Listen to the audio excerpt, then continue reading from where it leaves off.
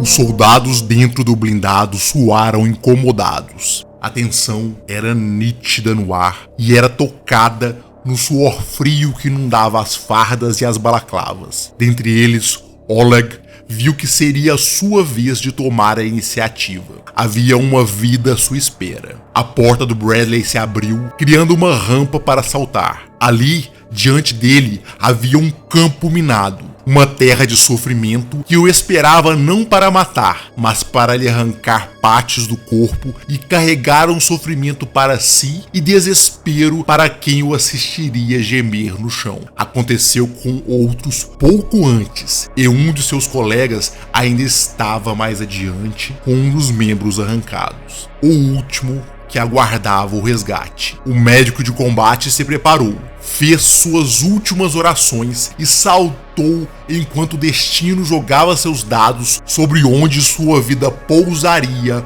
onde a morte estava plantada.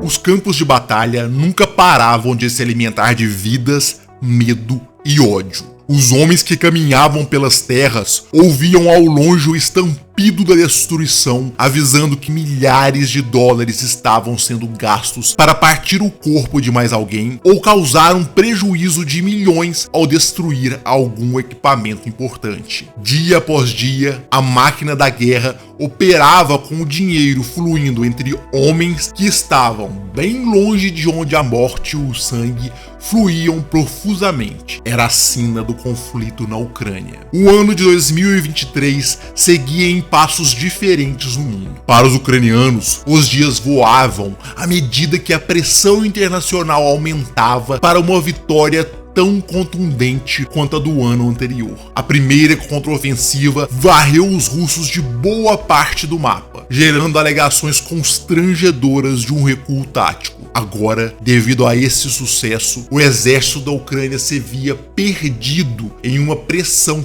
tóxica para iniciar um combate contra as linhas que os russos prepararam durante um ano. Aquele não seria o mesmo desafio. Os ucranianos treinaram em diversos países. Seus homens formaram novas brigadas, manuseando armas variadas e aprendendo táticas da OTAN para lutarem contra os russos. A propaganda ocidental despejou nas telas figuras de equipamentos bélicos que eram alardeadas como a salvação em uma guerra complicada, em que a última grande vitória de um dos lados fora a tomada de Bakhmut. Logo Bakhmut, que custara tantas vidas em um combate por meses, e ambos os lados ainda discutiam sobre sua importância estratégica. Se durante a queda o Ocidente dizia que talvez não valesse a pena o esforço, agora que os ucranianos lutavam pelos flancos e obtiveram vitórias para cercar a cidade, os russos diziam que não tinha tanto valor assim. Os ucranianos sabiam que precisavam enfrentar um campo de morte para tentar expulsar os russos de seu território e alcançar a Crimeia. Os homens sonhavam, a mídia alardeava histórias de guerra e heroísmo, enquanto, com os pés no chão, comandantes suavam tentando saber como lutar contra um inimigo preparado que não podia mais ser surpreendido. As forças ucranianas começaram a se acumular em locais que não era surpresa alguma para os russos. Zaporizhia não era o mais famoso palco da guerra. Bakhmut tomara conta de toda a história nos últimos meses. Não era por isso que os russos desconheciam o fato de que aquele oblast era um dos mais óbvios locais a serem atacados na contraofensiva. Os flancos de Bakhmut continuavam em combate intenso, levando muitas tropas a serem deslocadas para a região, mas não faltavam soldados para conter o avanço da Ucrânia. Os Leopard 2 começaram a mover suas esteiras pelos campos. Se antes ouvia-se tanto sobre os BMPs, agora os transportes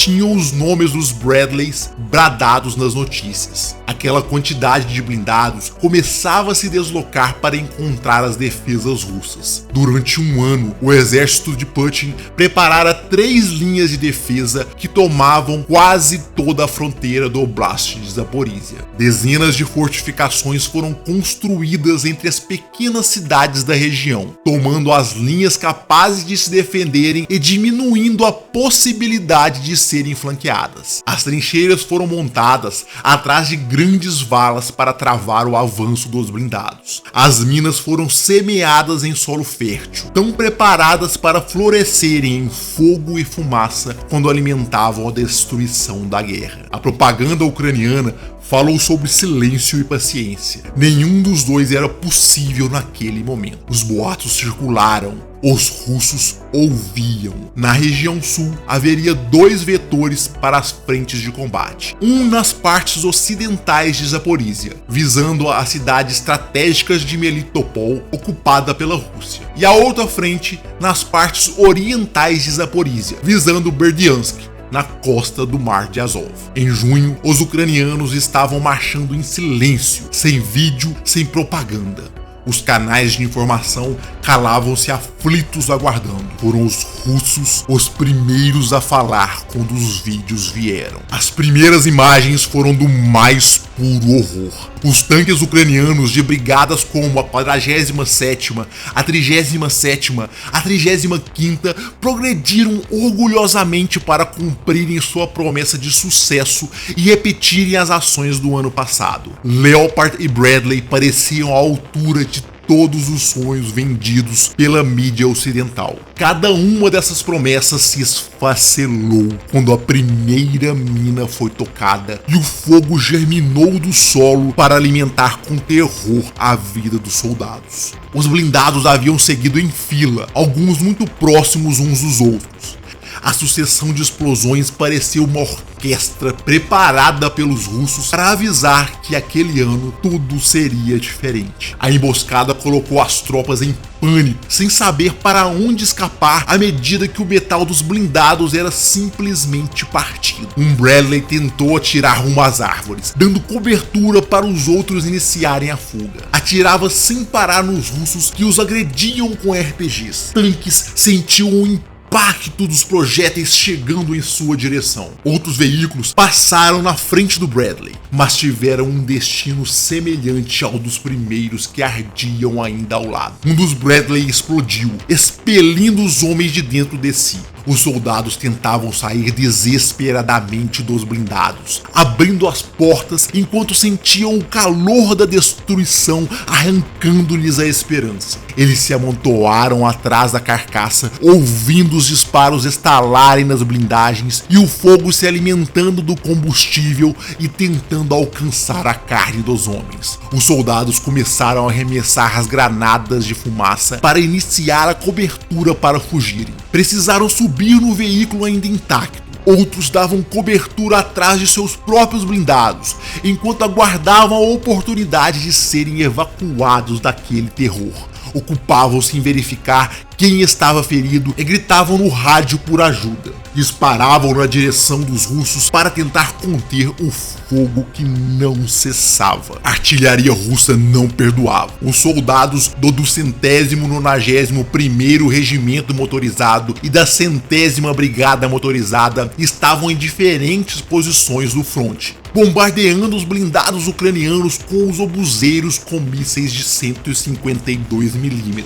Os BM-22 Grad também disparavam na mesma proporção, ampliando o grau de horror dos ucranianos em ambas as direções. O poder de destruição dos Bradley passou a não ser o mais alardeado. Sua mobilidade para escapar do massacre ou o fato de protegerem os tripulantes com muito mais eficiência que os veículos russos passaram a ser a nova propaganda ocidental. A estratégia daqueles primeiros avanços foi um desastre que custou muito aos ucranianos. Na falta de apoio aéreo e sem as defesas necessárias, eles enviaram seus batalhões em fileiras para um abate. Não haviam aprendido com os russos o mal de demonstrar tanto poder em terreno aberto. Os Ka-52 alçaram voo com o rosto dos pilotos tomado por sorrisos. Suas hélices giraram livres rumo à caça. O alvo eram blindados se movendo indefesos. Os mísseis antitanques Vickers eram disparados a uma distância de até 12 km.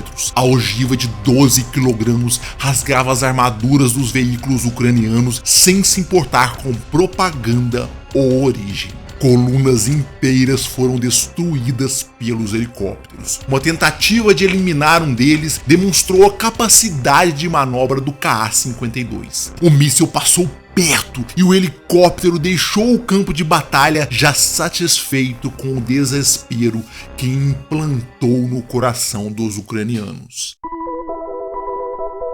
A situação de tensão aumentava dia após dia em junho. Os campos minados se mostravam um problema para o qual ninguém tinha uma resposta que não envolvesse o custo absurdo de vidas. As minas eram plantadas pelos russos de maneiras variadas, muitas entrando no solo depois de serem enviadas pelo ISDM Zelendelye. O equipamento podia semear campos minados a uma distância de 5 a 15 quilômetros. Era constituído do veículo lançador e do caminhão que transportava a munição. Aquela ameaça aumentava ainda mais o horror dos homens que sabiam do perigo ao serem obrigados a avançar. Perdidos no meio das minas, os soldados precisavam ser resgatados. Oleg, médico de combate, esperou o veículo Bradley se aproximar e a porta se abrir. Ele viu os colegas nervosos ao lado dele enquanto o blindado se movia. Coube a Oleg se voluntariar para aquele trabalho, já que alguém ferido esperava ansiosamente pela salvação. Retirou a bandoleira para que o rifle não o desequilibrasse. Olhou nervoso para a missão, pensando como chegar ali. Andou pela rampa, ainda protegido, com os olhos fixos no ferido à frente. Respirou fundo, mirou o chão, pensando no destino recente dos colegas. Então ele pulou. Oleg estava ali depois de uma luta para resgatar os feridos em pleno campo. Momentos antes, médicos desafiaram o campo minado. Cada passo precisava ser cuidadoso. Eles sabiam que aquelas minas não estavam ali para matar. Seu objetivo era principalmente causar dano suficiente para forçar outros soldados a se arriscarem e gastarem sua energia em prol dos feridos. Um dos médicos quase foi sugado por esse destino ao voltar para seu veículo. A explosão subiu rumo à sua perna, buscando se alimentar da carne e dos ossos, mas ele escapou com o membro ainda intacto. Assustado, apoiou-se sobre o Bradley, vendo o risco que seus amigos ainda corriam. O blindado recuou para a proteção dos outros. Os homens começaram a carregar mais um ferido. Os passos pareciam uma jogada em um tabuleiro montado pela própria morte. A ausência de uma explosão era acompanhada por um suspiro aliviado cada vez que o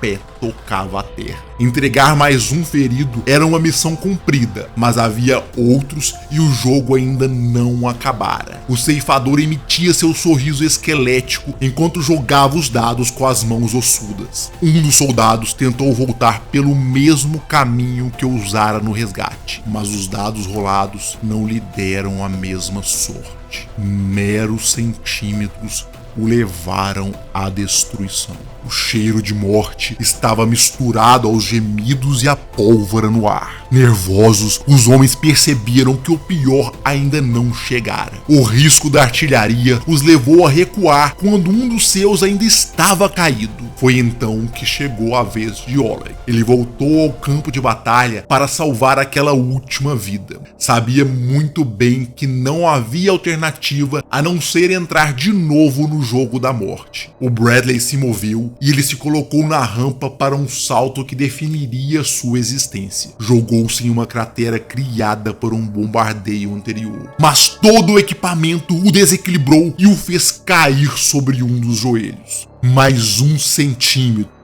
Um movimento errado no tabuleiro da morte e a mina abocanhou-lhe a perna com um monstro raivoso vindo do solo. O membro solto o desesperou. Não havia adrenalina que aplacasse a dor. Retirou o torniquete velozmente, buscando algo ainda inteiro para prender e estancar o sangue que esvaía profusamente a vida que lhe restava. Estendeu a mão por ajuda, mas seu irmão de guerra estaria suscetível ao mesmo destino. Foi obrigado a se arrastar pela grama, sentindo os restos de sua perna o atrasando e a ferida aberta raspando pela vegetação. De dentro do blindado, Oleg viu como o último de seus irmãos pôde ser salvo. Deixaram o local com mais um ferido e todos marcados eternamente com o terror do campo minado em seus corpos ou espíritos. Ao fim daqueles primeiros dias de junho, as notícias eram apenas de desastre. Os russos comemoraram as vitórias assistindo aos vídeos de destruição. Tantos blindados ucranianos se tornaram sucata. A estratégia agora era representada por um cemitério de tanques queimando sob o verão ucraniano. E homens rumo aos hospitais, deixando para trás partes de seus corpos e de suas esperanças. A intensidade dos combates afetava a mente de cada soldado no campo de batalha. Todo o fronte de Zaporizhia e o oeste de Donetsk estava repleto de explosões. De lá seguiam mensagens para as famílias de ucranianos, russos e outras nacionalidades que estavam na guerra de qualquer um dos lados. O mês de junho se arrastava tão lentamente quanto a contraofensiva e o mundo pressionava sem entender que vidas estavam em jogo em cada avanço. As estratégias originais não funcionavam. As colunas que seguiam em rota de colisão com os russos encontravam apenas minas ou mísseis. Os ucranianos passaram por momentos aterrorizantes, como seus blindados vagando por campos abertos enquanto as munições estouraram ao redor. Dentro, os soldados sentiam os impactos das explosões próximas vibrando no metal.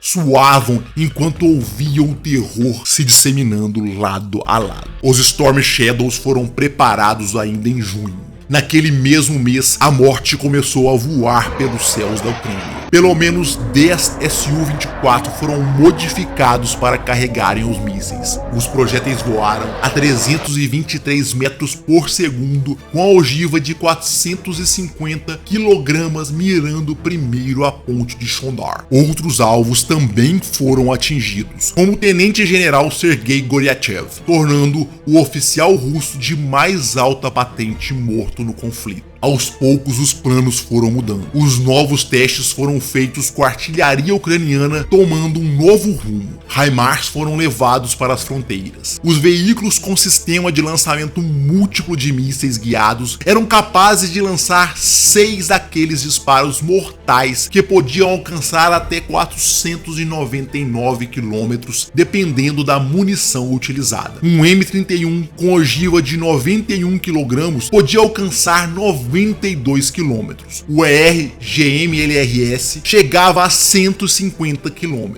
Os equipamentos russos começaram a entender o calor das chamas do mesmo modo que os ucranianos. Comboios inteiros de suprimentos foram destruídos. BM-21 Red, tão poderosos, tornaram-se uma pira. Os preciosos ISDM lançadores de minas também foram alvos. Não apenas veículos queimaram. Na distante ilha de Zarilyak, um centro de treinamento russo foi detectado pelos drones ucranianos. Sem perceber a ameaça, os soldados se reuniram em grandes números, enquanto suas coordenadas eram friamente calculadas. A chegada do míssil eliminou os homens antes que pudessem avançar para o fronte. Os drones Shark ucranianos observavam toda essa ofensiva. Eram parte da rede de informações para detectar os russos nas trincheiras. Serviram para avaliar a presença de equipamentos como o sistema de defesa aérea Buk. A bateria antiaérea era capaz de destruir aviões a até 42 quilômetros em uma altura de 25 mil metros. Mesmo assim, transformou-se em outro monte de metal espalhado na Ucrânia. Os soldados da trincheira foram vítimas da mesma observação dos drones. Detectados dentro das valas, tornaram-se alvos de tanques quando estavam sem a proteção adequada da própria artilharia que fora armadura destruída. Os blindados se aproximavam, disparando sucessivamente sobre homens cuja única proteção eram os buracos que haviam cavado. As reservas de munição explodiram sob o bombardeio, tornando-se outro perigo no meio da fumaça e das árvores. Aos poucos, as primeiras notícias de sucesso foram se formando na ofensiva. Em Robotyne,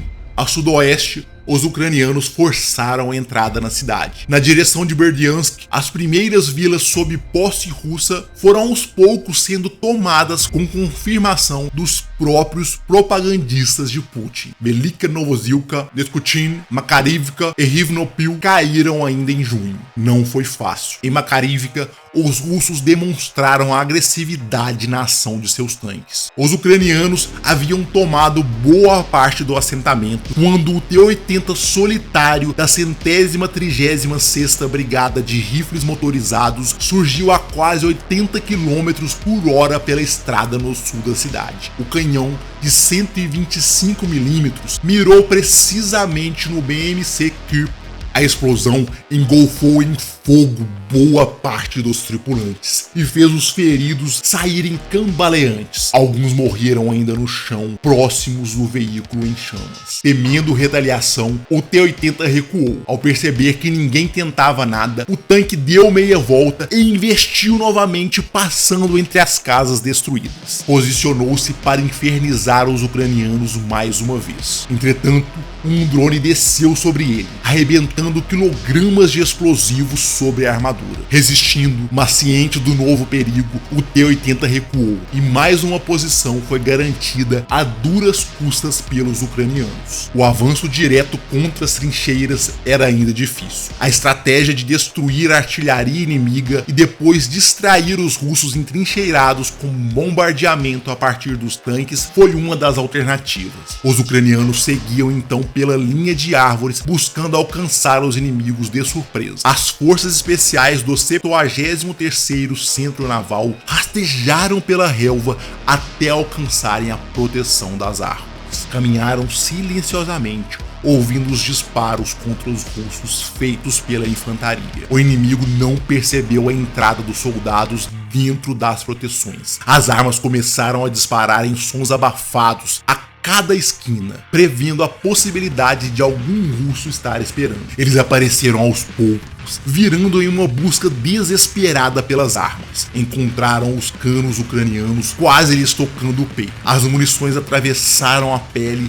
para deixarem a alma escapar pelos buracos. Não havia tempo para perdão e clemência. Os operadores certificaram-se do fim daqueles caídos. O avanço só era feito quando os pisava sobre cadáveres. Os russos continuavam seguindo na direção dos ucranianos, abaixados para procurarem a proteção da trincheira e limitando a visão da morte que os aguardava à frente. Os olhos encontravam o chão e a alma achava o caminho para o além.